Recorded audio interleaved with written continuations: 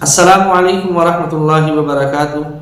ناظرین اکرام، دنیا کے اندر انسان کی بہت سی حاجتیں، بہت سی تمنائیں اور مرادیں ہوتی ہیں، اور انسان ان حاجتوں کو، ان تمناؤں کو پورا کرنے کی کوشش کرنے میں لگا رہتا ہے، اور یہ چاہتا ہے کہ کسی نہ کسی طریقے سے میری وہ حاجت، میری ضرورت اور میری جو تمنائیں ہیں، آرزویں ہیں، وہ پوری ہو جائیں۔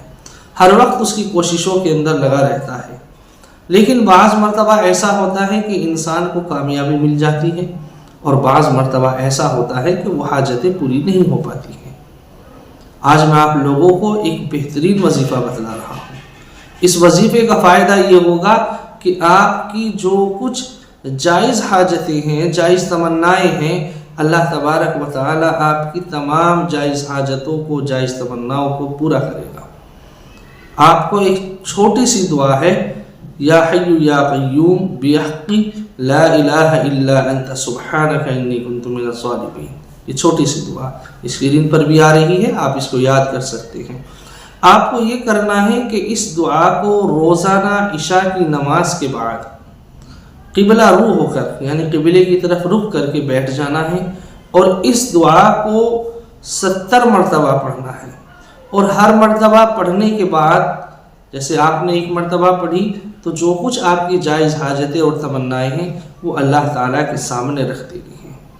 اس طرح 70 مرتبہ دعا پڑھنی ہے، اور 70 مرتبہ ہی اللہ تعالیٰ کی بارگاہ میں اپنی حاجت کو، اپنی پریشانی کو رکھنا ہے۔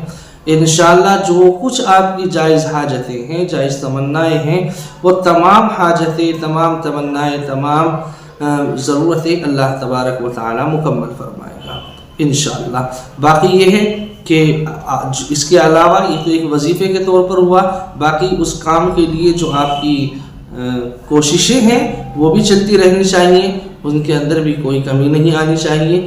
جب آپ محنت کے ساتھ، لگن کے ساتھ ان کوششوں کو بھی کریں گے، اور اللہ تعالیٰ کی بارگاہ میں اپنی باتوں کو رکھیں گے، اور اس دعا کے ذریعے سے وظائف بھی کریں گے، تو انشاءاللہ اللہ تعالیٰ آپ کی حاجتوں کو ضرور مکمل فرمائے گا۔